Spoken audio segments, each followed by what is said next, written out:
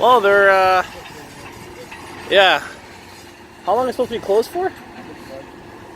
Really? Yeah, sign's back there. So, yeah, they're actually working. Looks like they're burying most of it now. They're laying down that black tarp stuff that Ryan hates. Okay, interesting. Yeah. So yeah, corner McNabb and McNabb and what over there? I forgot. Second line. Great Northern. Yeah, McNabb Great Northern. Yeah. There's some cars parked there now because well, the road's closed. Who cares?